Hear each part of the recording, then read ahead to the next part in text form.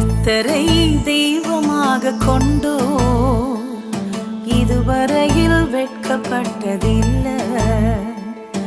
அவரையே ஆதரவாய் கொண்டோ நடுவழியில் நின்று போவதில்லை.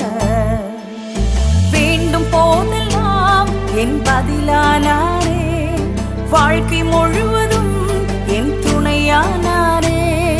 ஜெபிக்கும் போதெல்லாம்